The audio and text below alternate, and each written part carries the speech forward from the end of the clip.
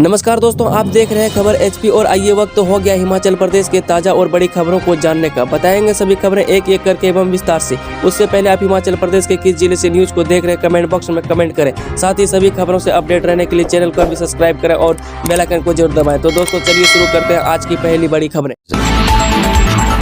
स्पीति घाटी की महिलाओं को 1500 रुपये वित्तीय स्थिति पर तैयार होगा श्वेत पत्र, जाने बड़े फैसले।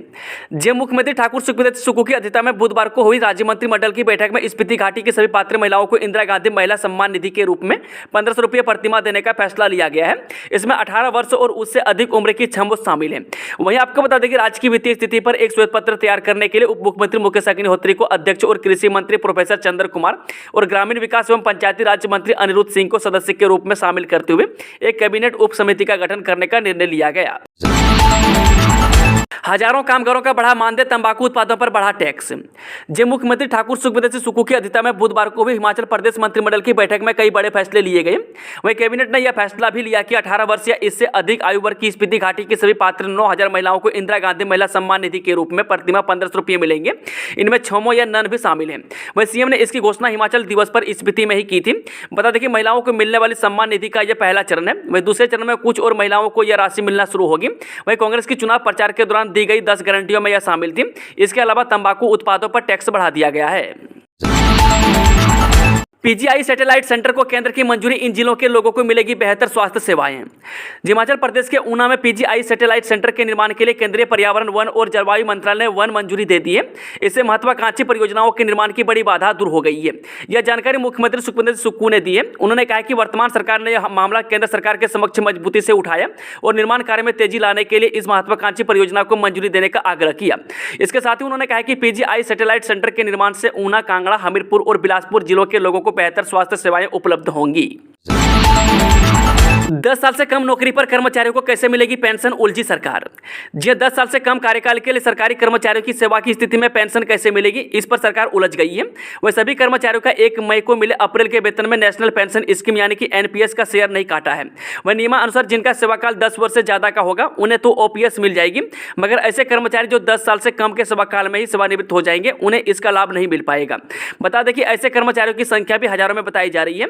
ऐसे में कर्मचारी दोबारा से नेशनल पेंशन स्कीम यानी कि एनपीएस में ही जाएंगे या फिर इनके लिए कोई और व्यवस्था की जाएगी, यह बात अभी स्पष्ट नहीं है। वहीं दूसरी ओर इस संबंध में मुख्य सचिव प्रबोध सक्सेना ने कहा है कि जल्दी इस पर स्थिति साफ हो जाएगी। हिमाचल में उपभोक्ताओं को इस महीने 11 किलो आटा और 5 किलो मिलेगा चावल। हिमाचल के राशन कार्ड धारक उपभोक्ताओं को इस महीने 11 किलो आटा और 5 किलो चावल मिलेगा। वही खाद्य नागरिक एवं उपभोक्ता मामले विभाग ने जिला अधिकारियों को राशन की अलॉटमेंट जारी कर दी है। वही सप्ताह के भीतर डिपो होल्डरों को गोदामों से राशन उठाने के निर्देश दिए हैं ताकि महीने की 15 तारीख से पहले उपभोक्ताओं को सस्ता राशन आवंटित हो सके। वही हिमाचल में 19,50,000 राशन कार्ड उपभोक्ता हैं। बता दें कि प्रदेश सरकार की ओर से राशन कार्ड उपभोक्ताओं को 4 में से 3 दालें मालका, मांस, दाल, चना और मूंग की दी जा रही है। वही 2 लीटर तेल यानी कि रिफाइंड और सरसों, चीनी और 1 किलो नमक दिया जा रहा है। वहीं आटा और चावल केंद्र सरकार सब्सिडी पर उपलब्ध करवा रही है। मोटे अनाज के बीज पर 30 रुपये प्रति किलो सब्सिडी दे रहा है कृषि विभाग। जे रागी, कोदरा, स्वांक, बाजरा और कुटकी के बीज पर कृषि विभाग 30 रुपये प्रति किलोग्राम अनुदान देगा। वहीं मोटे अनाज की खेती को बढ़ावा देने के लिए खाद्य और कृषि संगठन ने अंतर्राष्ट्रीय पोषक अनाज वर्ष घोषित किया है। वहीं मोटा अनाज मधुमेह, खून की कमी पूरा करने और कोलेस्ट्रॉल को कम करने में लाभदायक होता है।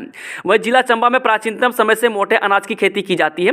वहीं कुछ समय से मोटे अनाज के अंतर्गत क्षेत्रफल धीरे धीरे कम हो रहा है। वहीं अब मोटे अनाज की पैदावार बढ़ाने के लिए कृषि विभाग अपने स्तर पर प्रयास कर रहा है। बता दें कि विभाग ने अब तक 40 जागरूकता शिविर भी लगाए हैं। वहीं सरकार और विभागीय निदेशालय से जारी आदेशानुसार मोटे अनाज के बीजों पर विभाग प्रति किलो 30 रुपये का अनुदान दे रहा है। हमीरपुर में 30 बड़ी कंपनियां युवाओं को देंगी रोजगार।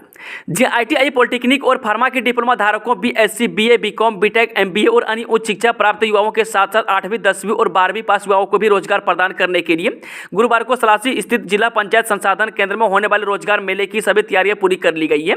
बता दें कि जिला प्रशासन, रोजगार विभाग और हिमाचल प्रदेश कौशल विकास निगम के संयुक्त तत्वाधान में करवाए जा रहे इस लघु रोजगार मेले में करीब 30 बड़ी कंपनियां युवाओं को जॉब ऑफर लेटर प्रदान करेगी।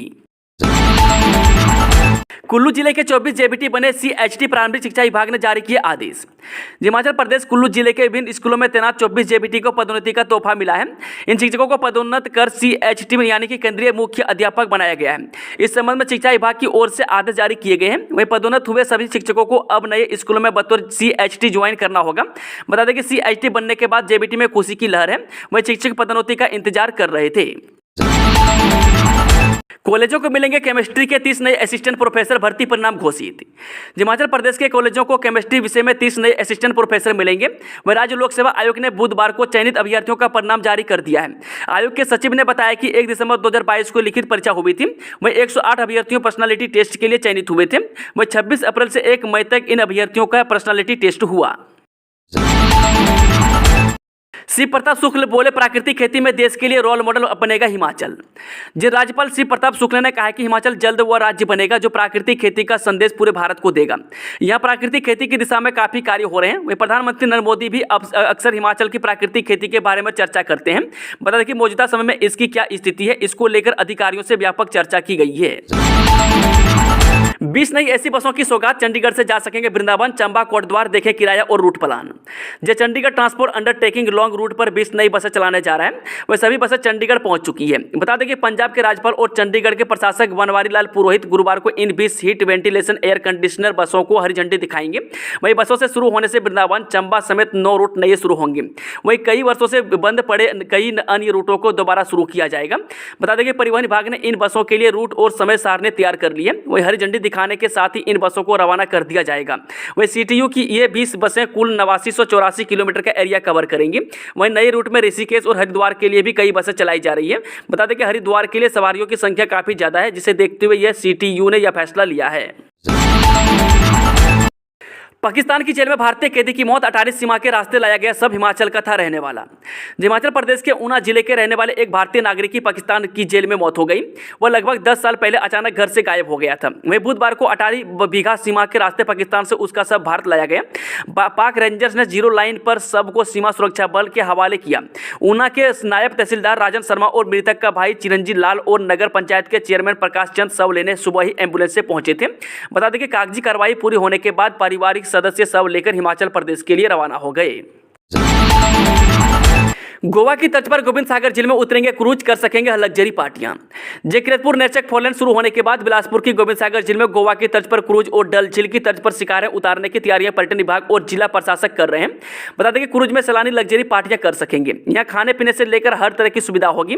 वहीं निवेश के लिए बड़ी कंपनियां पर्यटन विभाग के संपर्क में है। वहीं तैयारी होने के बाद पर्यटन विभाग को झील में शिकारें, क्रूज और सभी प्रकार की बोट उतारने के लिए भाखड़ा ब्याज प्रबंधन बोर्ड की मंजूरी का इंतजार है।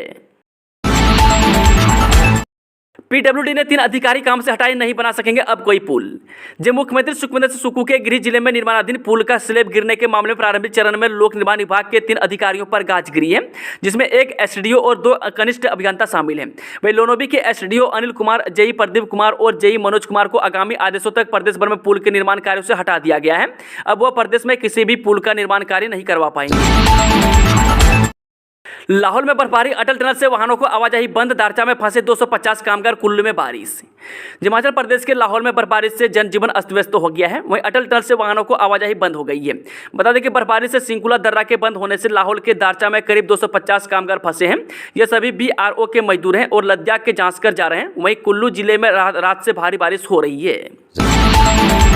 हिमाचल में भांग की सुरक्षित खेती के लिए सरकार बना रही प्लान, स्टडी के लिए उत्तराखंड जाएगी कमेटी। प्रदेश में भांग की सुरक्षित खेती करने का रास्ता निकालने के लिए राजस्व मंत्री जगत सिंह नेगी की अध्यक्षता में कमेटी उत्तराखंड का दौरा कर सकती है।